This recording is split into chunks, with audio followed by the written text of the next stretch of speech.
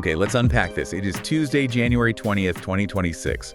The holidays are officially, finally, in the rearview mirror. Finally is the key word. It really is. The decorations are down, or at least they should be down by now, unless you're trying to make some kind of statement.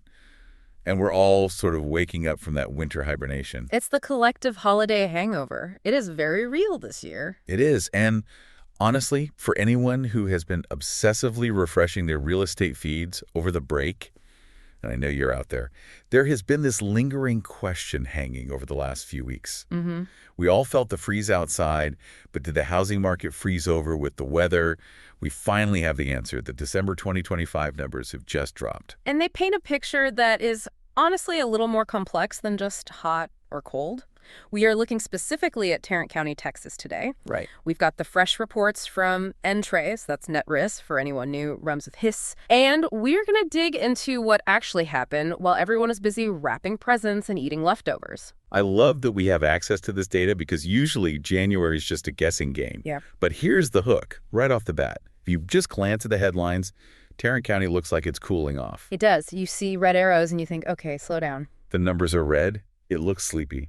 But, and here's where it gets really interesting, if you zoom in on specific pockets, like, say, South Lake, or you look at the lease market in Fort Worth. It is telling a completely different, almost contradictory story. Exactly. It is the classic danger of averages. I always say this, the average temperature might be mild, but if your head is in the oven and your feet are in the freezer, you aren't exactly comfortable. That's a great analogy. And Tarrant County is behaving exactly like that right now.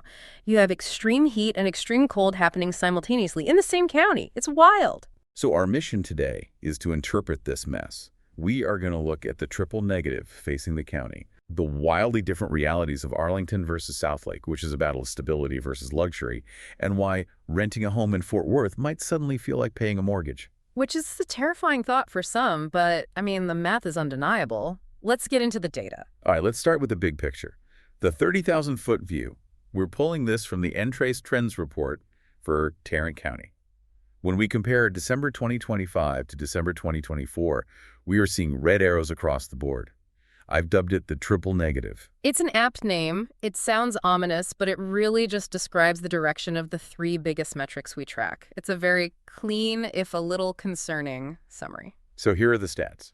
New listings, down 4.6%. Okay. Closed sales, down 4.6%. Oh, wow. And median sales price, down 2.3%. Now, I have to ask you about those first two numbers. I know exactly what you're looking at. I saw it too and did a double take. It's the synchronization. New listings dropped by 4.6% and closed sales dropped by exactly 4.6%. That is weirdly precise, isn't it? It's like the market agreed to shrink in perfect unison. It is incredibly fascinating. It suggests a market in equilibrium, even if it's a shrinking one. Usually when you see a crash or a massive boom, you see a mismatch. Right, they're out of whack. Completely. You'll see listings flood the market while sales tank. That causes a crash because supply just overwhelms demand. Or you see listings dry up while sales skyrocket. That causes a bidding war. And the frenzy we saw a couple of years ago. Exactly that. But here, it's a handshake. Sellers pulled back and buyers pulled back by the exact same amount. It's almost polite. So is this just a holiday nap? We always hear December is slow. Is that all this is? Just people being too busy with family? Seasonality is definitely the heavy lifter here. We can't ignore the calendar. December is traditionally the slowest month in real estate for all the obvious reasons. Nobody wants to move a couch in the rain. Nobody wants to disrupt their family gathering to host an open house. And frankly, loan officers and title companies are taking time off too. The whole machine slows down. But a 4.6% drop year over year is significant. That's the key part I was wondering about. Right. Remember, we are comparing December to December. So we are comparing a slow month to a previously slow month. So the its Christmas excuse only goes so far. Exactly. If it were just the holidays, we'd expect it to be flat with last year, more or less. A nearly 5% drop suggests something slightly more than just seasonality. It suggests a genuine cooling trend. The market is taking a breath. The urgency is gone. The urgency we saw a few years ago has absolutely dissipated. And that breath, that pause, caused a price drop. A 2.3% dip in median price across the county. Now, for the homeowners listening, please don't panic.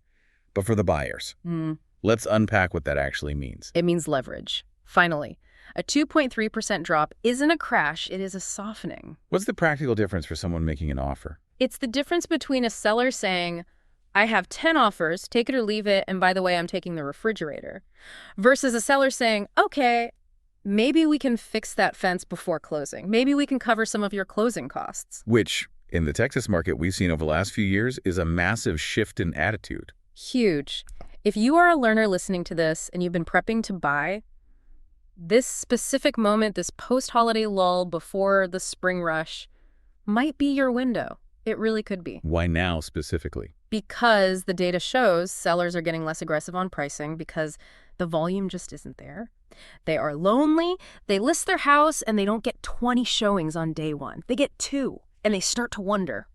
So does this mean Tarrant County is officially on sale? Can I go in and just lowball everyone? Well, hold your horses. This is where we have to pump the brakes. You can't just take that countywide negative 2.3% and apply it everywhere. Right. If you walk into Southlake and try to lowball a seller because the county is down, they will laugh you out of the foyer, I promise you. Real estate is hyper-local. I feel like we say that every time, but it's never been more true than with this report. It really hasn't. And that brings us perfectly to our next section. The tale of 2 cities, or really a tale of about 4 different cities.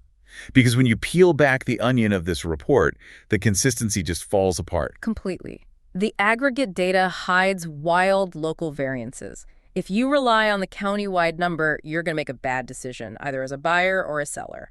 Let's start with the workhorse of the county, Arlington. Arlington seems to be the steady hand on the wheel here. I'm looking at the local market update, specifically the single-family residential sales.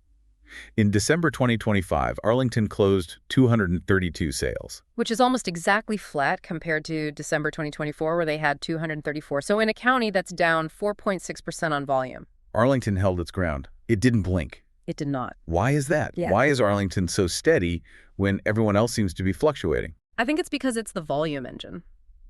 Arlington represents the median, the middle class, the actual workforce.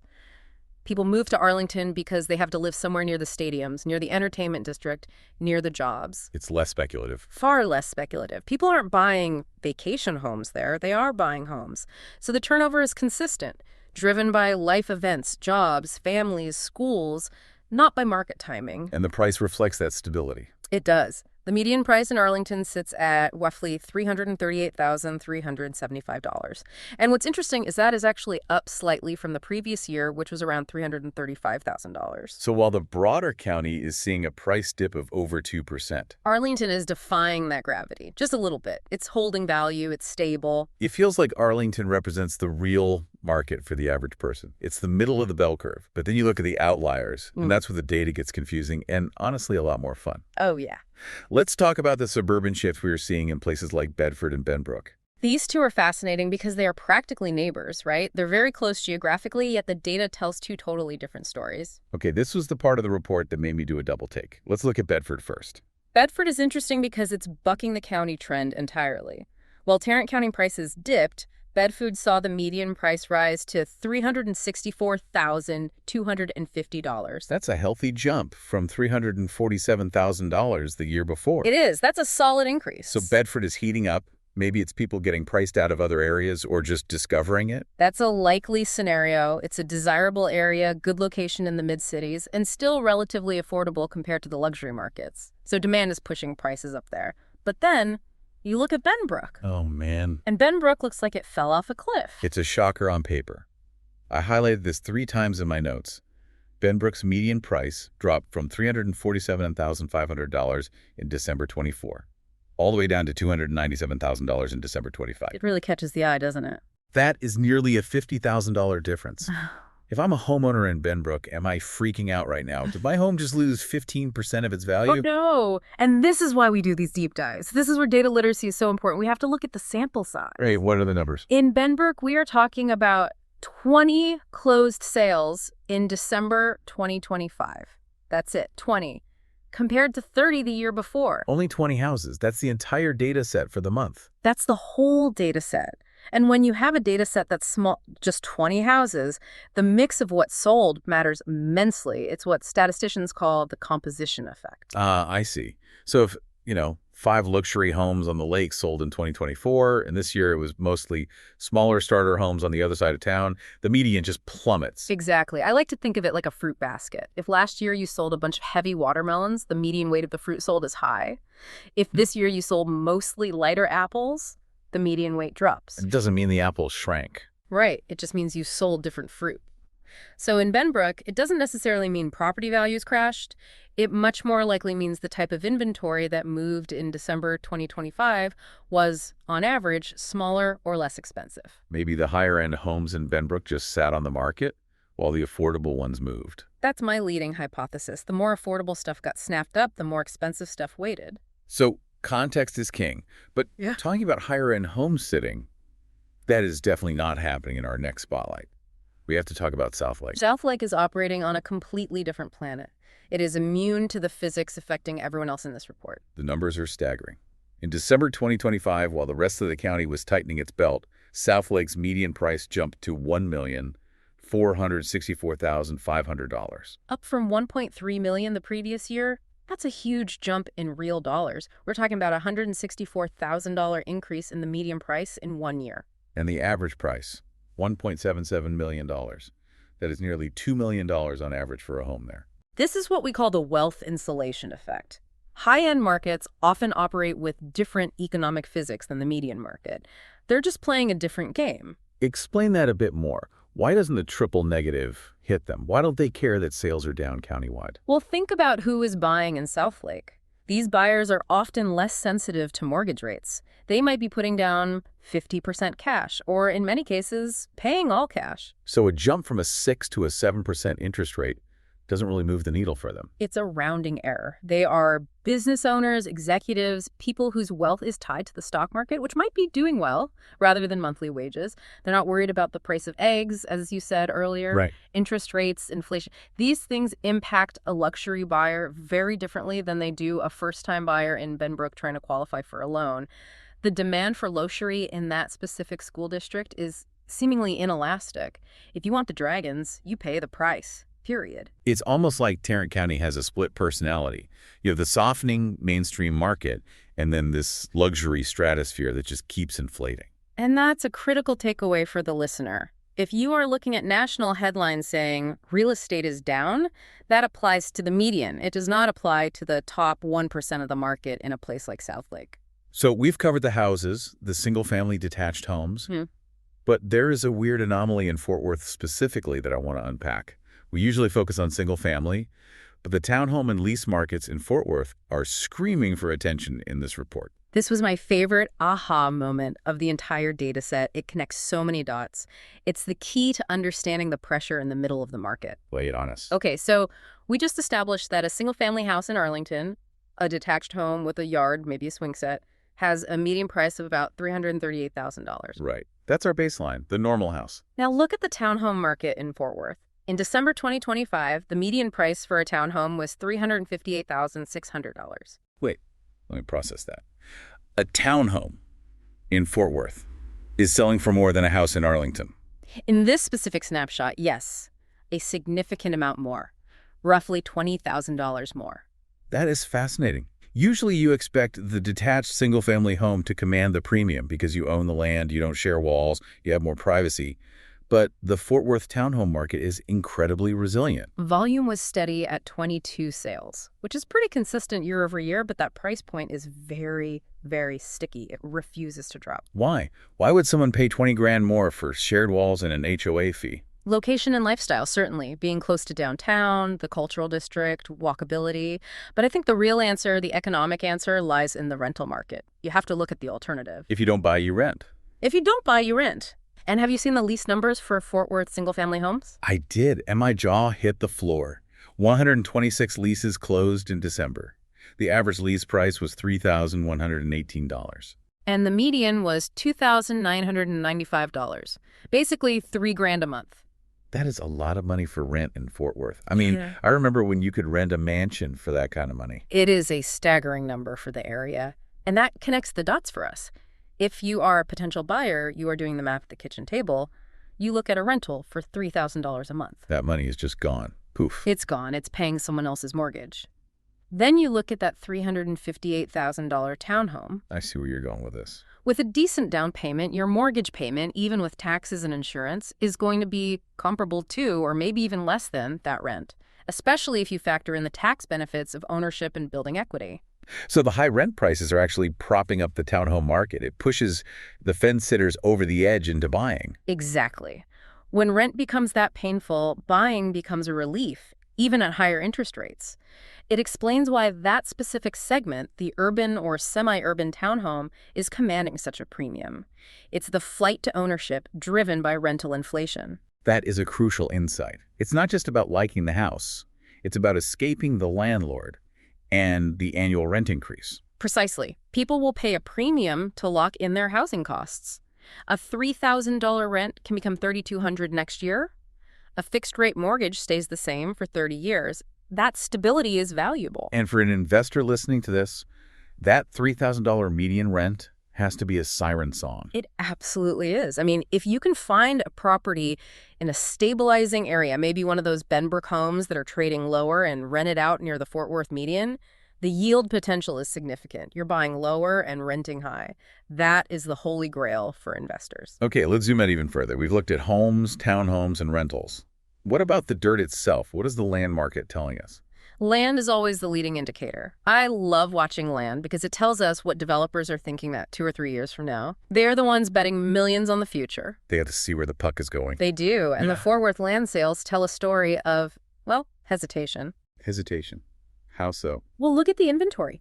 Active listings for land in Fort Worth rose to 193. That's a lot of dirt sitting on the market. And sales. How many of those are moving? Only 13 closed sales in December. The median price ticked up slightly to $90,000 from $85,000 the year before, but the rising inventory is the key metric here.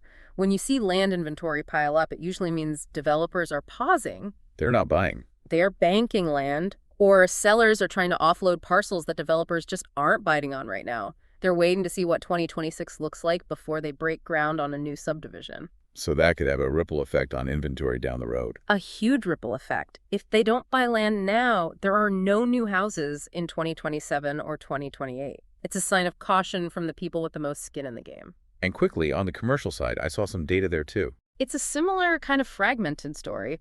We saw about 13 commercial sales in Fort Worth, but the lease market is erratic. The report mentions a massive variance, an average lease price that was skewed way high by some huge deals, maybe a massive corporate office, while the median sits much lower, around $1,900. So what does that indicate? A market of haves and have-nots. That's a good way to put it. It indicates a fragmented market. Small office spaces are likely struggling or cheap, likely due to remote work trends still lingering, while prime, Class A commercial real estate is still trading at a premium. It's not a uniform market at all. So lots of mixed signals. As always, but the signals are clearer if you know where to look and what question you're asking. Okay, let's bring this home for the listener. We've thrown a lot of numbers around NTREIS reports, Trends 2, Trends 4, but if I'm listening to this and I have to make a move in the first quarter of 2026, what is my strategy? Let's break it down by persona. I think that helps people see where they fit in this complex picture. I like that. Start with the seller. If I'm looking to sell my house in Tarrant County right now. Okay, if you are in Southlake, congratulations. You are winning. The market is hot, inventory is tight, and you can push the price. You hold all the cards. Must be nice. It is. However, if you are in Benbrook or really anywhere else in the broader county like North Richland Hills or Haltom City, you need a reality check. What's that reality check? You cannot price your home based on the highs of 2024. That negative 2.3% countywide dip is real. It's not a mirage. So no aspirational pricing. You can't just throw a number out there and see if it sticks. No. If you overprice now, you will sit. And the longer you sit, the more people start to wonder what's wrong with the house. You have to price it sharply, right at market value, to get it moved in this cooling environment. Okay, that's clear. Now what about the buyer? For the buyer, this is your moment.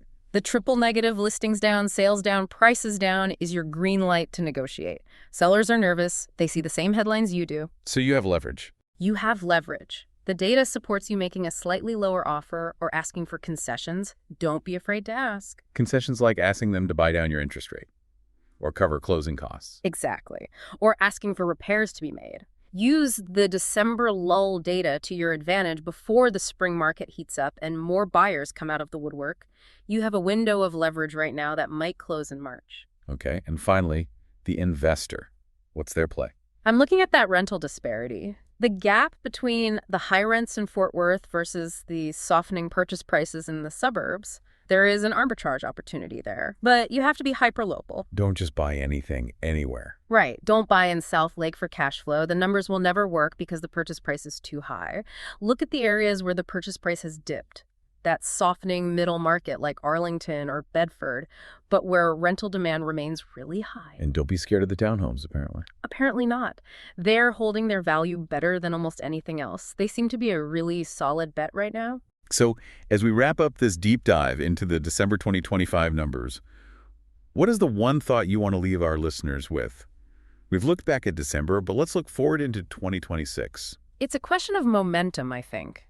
We are seeing land inventory rise and median home prices dip. The big question for me is, are we seeing the bottom of a cycle or are we seeing the start of a longer cooling trend? And how will we know?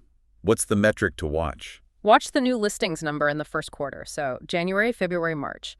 If inventory floods back onto the market in the spring but sales remain low, prices will drop further. More supply, same demand. Exactly. But if inventory stays tight, if sellers remain hesitant to list, then prices will stabilize and maybe even tick back up. That new listings number is the canary in the coal mine for the spring market. It all comes down to supply and demand. Always does. Well, there you have it. Tarrant County is a mixed bag of holiday hangovers, luxury booms, and sky-high rents.